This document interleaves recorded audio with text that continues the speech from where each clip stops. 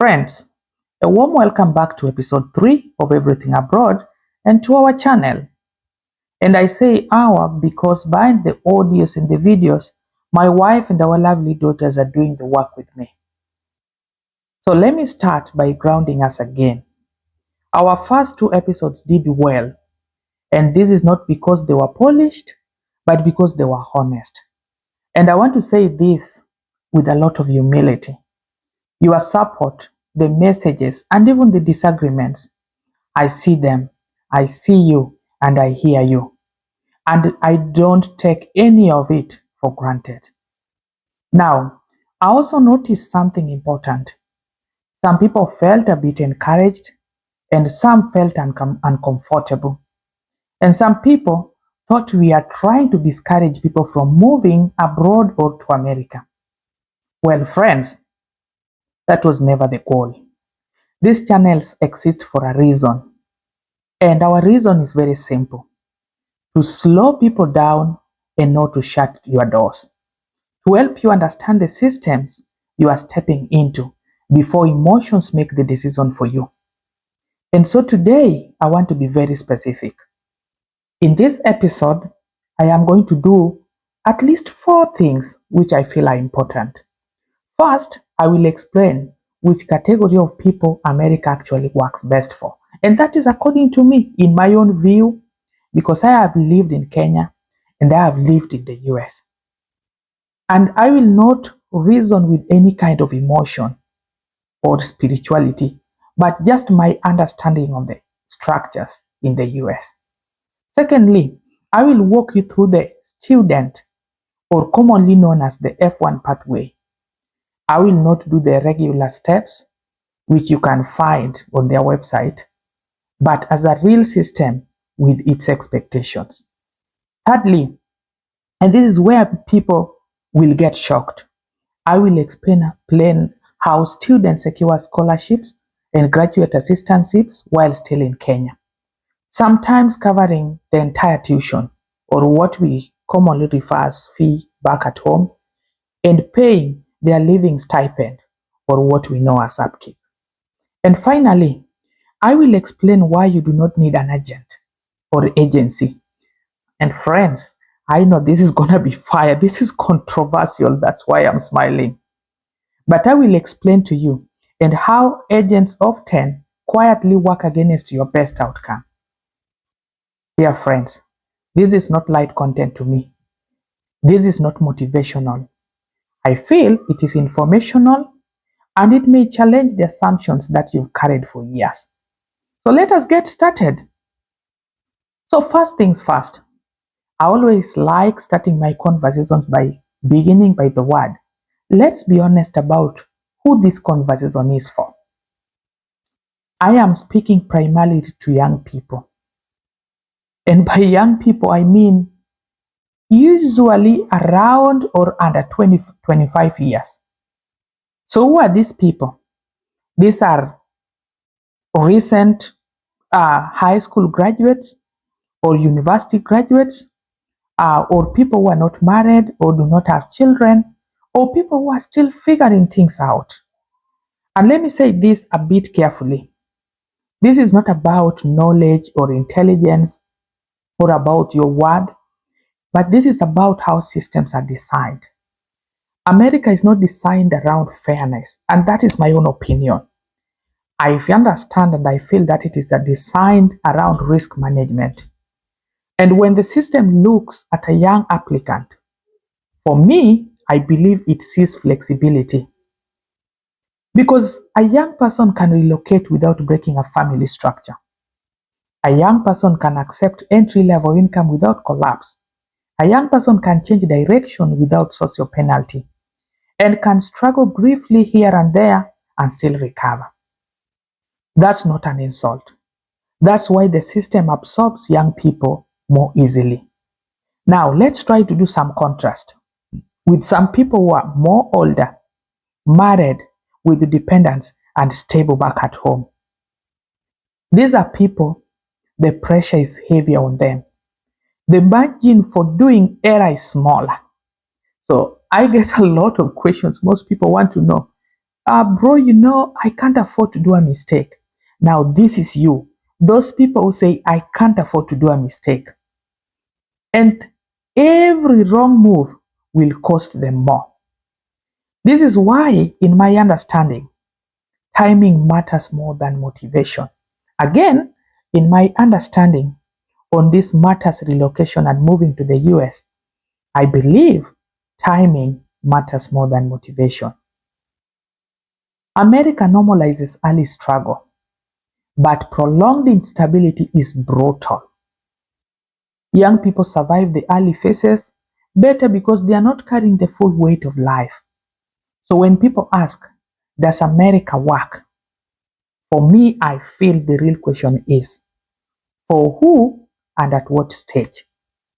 Again, this is just to be clear for those of my friends and my viewers and my listeners. Those who have been texting, does America work? Well, this is how I feel the question should be. For who and at what stage? Now, let's move to the second phase of our conversation tonight. Let's talk about the student visa pathway, or in bracket, the F1. We are not going to move with fantasy or with vibes. We want to try to be real. The F1 visa is not an escape route. It's not a work visa in disguise. It is a temporary legal status tied strictly to your education. Again, I'll repeat that aspect. Student pathway, or the F1, is a temporary legal status tied strictly to your education. So when the US issues an F1 visa, it is saying one thing to you. And in quotes, we are allowing you to enter the country for the sole purpose of studying under specific conditions. And again, that doesn't mean that you will not end up transiting and doing some other things, but you have to confine yourself to the rule of the law. Everything else, like work, internships, transitions, they will come later and only if you comply. So this pathway assumes three things about you. That first, you are still forming professionally. By formation, I mean you are still trying to find your way. Second, that you can support yourself without becoming a public burden to the US. And thirdly, that you understand your stay is regulated and is monitored throughout. This is why young people fit naturally. And I'm talking about this so personally and with a lot of interest, because we end up having people coming to study at 40, at 50, at 60. While that is not entirely wrong, but the question is that you have more leverage when you come to study when you are young. You have room to do mistakes. You have little burden, and we have already talked about all that. So let us just keep on moving swiftly. Now, choosing a school is not about prestige. That is, if you choose, you want to come to the US through the F1 or student pathway. The choice of school you are going to decide on is very important because it's an alignment for you.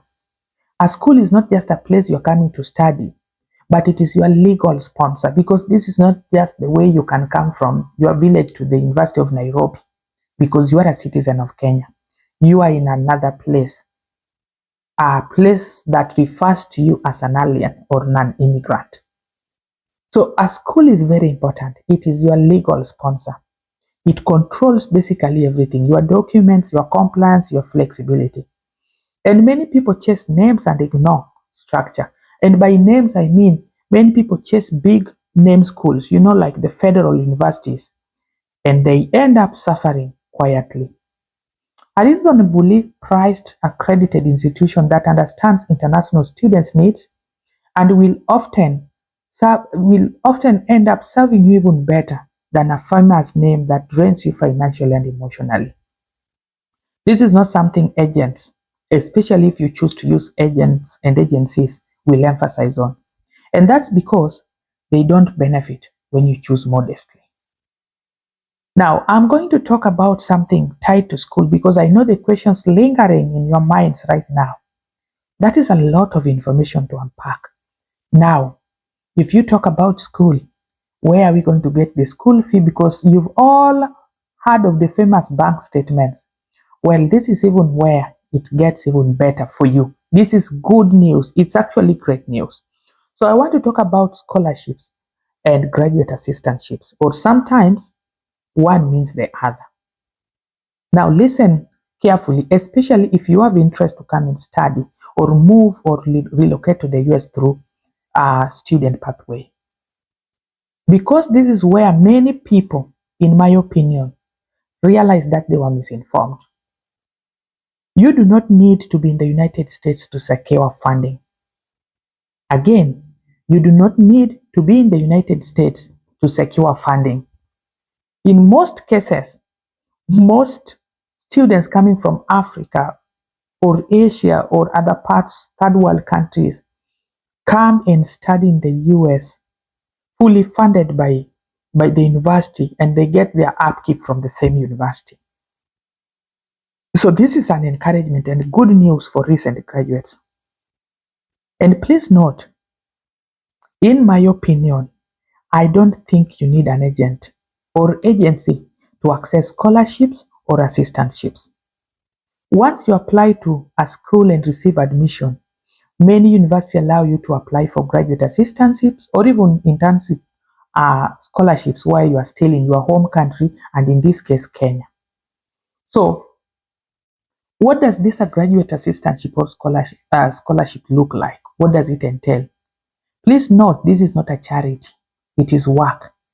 You support a department, you teach, you do research or lab or IT or administration, and in return, the school will pay your tuition stroke fee, or sometimes, and in most cases, fully pay your entire existence in the US, or sometimes partially. Again, they can also pay you a stipend, and in most cases, they pay tuition and a stipend, what we commonly call at home as an upkeep. And thirdly, they help you to keep your legal status. So in many cases, this support covers tuition, basic living expenses, and health insurance. And here is the part people don't want to say out loud. So Pascal is going to say it aloud. Every university has these positions. Any university in the US has these positions. They may call them different names, but they exist across departments. You don't find them through agents. Again, you don't find these scholarships through agents. You find them by searching the school's website, looking for graduate assistantship or funding, emailing the departments directly, reaching out to program coordinators.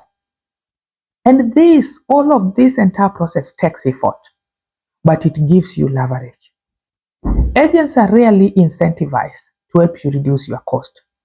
They earn when you enroll and not when you save money. So this conversation is often skipped entirely, but the truth is very, very simple, my friends. Many students arrive in the US already funded because they asked early and asked correctly. If you can write a clear email to the university, attach your resume, and follow up professionally, you can access these opportunities yourself. No broker, no middleman, no commission. Now, this segment, how I know and how I believe this group can move in as little as 4 months. Now, a lot of you will be asking, how do you know and how do we believe you? Now, trust me, friends, I was in the US in 2016 and I've been in the US since 2023. So I understand it. Please believe me. You can move to the US through student pathway in a period of 4 months. Now, let me explain something important, because this is where people assume exaggeration. When I say that this group, which is the students, can legally move to the US in as late as 4 months, I'm not guessing. I'm not motivating you. I am describing what the process looks like in real practice when things are done correctly and on time. Here is how the timeline actually works in my understanding and experience. The first month is usually spent on school applications. And of course, this is when you've already made your decisions that you want to move through this pathway. And then most schools take between 2 to 4 weeks. So this is where I always draw your attention. Please have your paper and a pen close. So I'll start again. How does this 4 months work? The first month is usually spent on school applications. And then most schools will take between 2 to 4 weeks to review and issue an admission decision once documents are complete. Some even respond even faster. So by the end of the first month, many students already have an admission offer, a confirmed program, and a clear cost breakdown. The second month is typically when the I-20 is issued. And again, this is a topic that we will revisit again when we're just talking about the process of university applications and the documentation. But for now, I-20 is just the legal document that once you've been admitted to the university, there is a department within the university called International Services. Their sole purpose is to connect the university with the State Department. And this document called I-20, this is what you will take to the embassy. That is the only way they confirm that you have a genuine admission and not just the admission offer. Anyway, that is topic for another day. So let us get back to the discussion today. Once admission is accepted and financial documents are submitted, schools often release the I-20 within 1 to 3 weeks. At this point, the legal foundation is already in place, as I explained. And then the third month is for visa preparation and interview scheduling. This includes paying the required fees and, of course, completing the famous DS-160 form. The DS-160 form, this one you don't even need to do, like even right now as you're watching and listening to me, you can just go to your computer and check what DS-160 form is. But it's simply a non-immigrant form that you fill online, indicating to the State Department in the US that you are interested in applying for your visa in your country. All right, so let us move forward. In many cases, especially for students, interview wait times are shorter than people expect. In fact, you can get your interview in a short period as within 2 weeks. And of course, we will talk about this in a different episode. This is actually possible, particularly when documents are clean and timelines are flexible. And in the fourth month, this is the visa issuance and travel preparation. If or when approved, visas are often issued within days or a couple of weeks, allowing time to prepare for travel before program start dates. Again, this is not a promise. It is a pattern that I have studied, and the information is all out there. You can look it up on the internet. So, when applicants are young, documents are straightforward and the process is handled directly without delays that are introduced by third parties like agents. 4 months is actually very realistic because the delays most people experience are rarely caused by the system. They are caused by hesitation, poor guidance, and outsourcing responsibility. Simply outsourcing things that you can do by yourself. Now, let's talk a little bit about the process. People believe this process is very complex because they are taught to believe it is. In reality, the information is public, but it demands your attention. A friend of mine, a very good friend of mine, always says, if you want to hide something from an African, please keep it in the book or within the pages of a book. And sometimes I believe this is true. Because why we end up always using agents is because we don't just want to read for ourselves. Anyway, let's move forward. Universities normally explain admissions clearly on their websites. Embassies publish visa rules openly. Forms come with instructions. So what trips people is not access, it is patience. And the culture that I do not want to read. The system rewards people who read carefully, people who cross-check information, and people who ask questions directly and take responsibility for accuracy. And this is where agents step in. Do you understand me? This is where now the agents step in. They take advantage that you don't have the patience and you don't want to read. Now, agents don't have a secret access. They compress simply the information they pull from the website, and sometimes they do so poorly and make decisions for you. And when something goes wrong in the process of helping you to relocate, please note, it is your name on the form and not theirs. For them, they are there for the money. So if you can read and research and follow instructions, I believe you can handle this process yourself. That is not arrogance, that is ownership. Now, let us talk about something that is very interesting because I've been receiving a lot of calls and a lot of messages around this topic. And it's been all over television anyway. So let's talk about agents. In my view, agents are not evil. I mean, these are business ladies and businessmen, and in most circumstances, they come from our communities. They are our brothers and sisters. But they are incentive driven. That means they're money driven. They are in it to make money. So they earn their money from commissions, from volumes, I mean, in terms of number of people they take to the embassy, and from speed.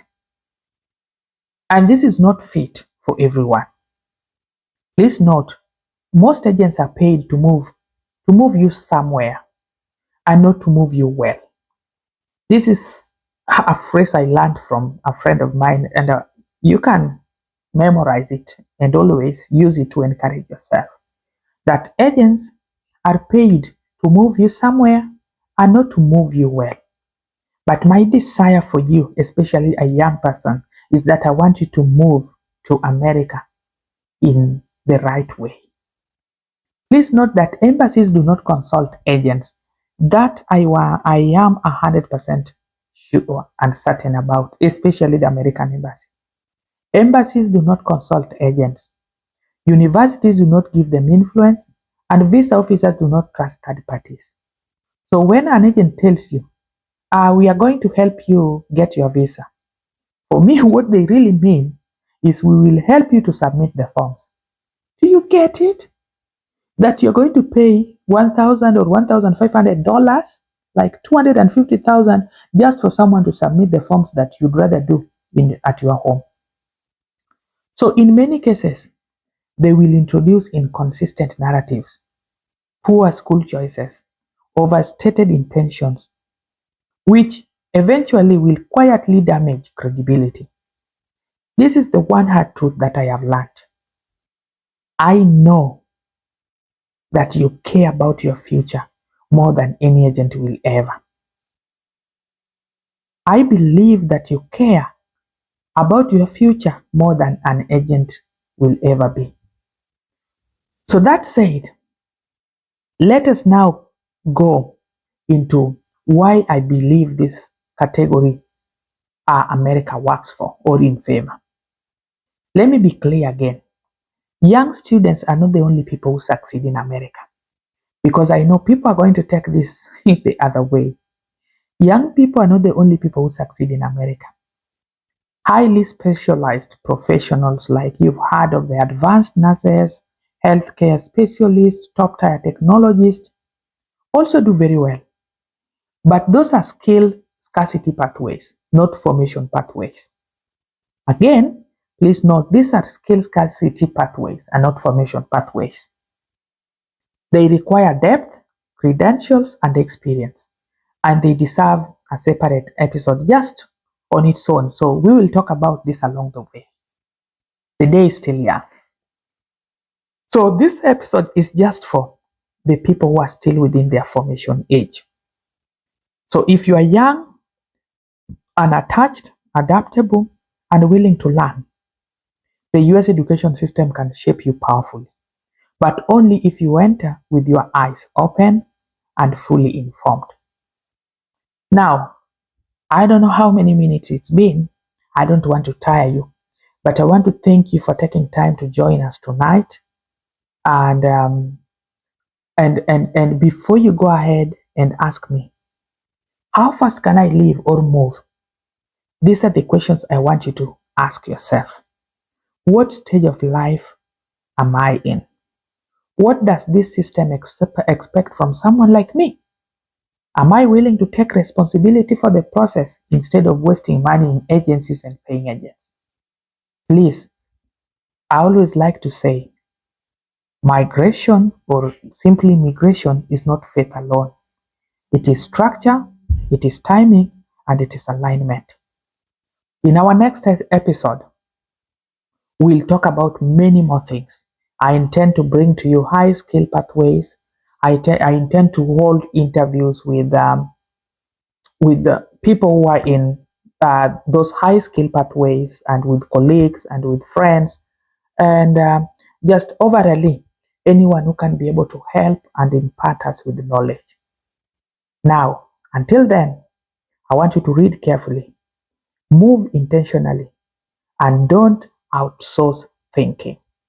In this episode 3, I just want you to remember these 3 words: read carefully, move intentionally, and don't outsource thinking.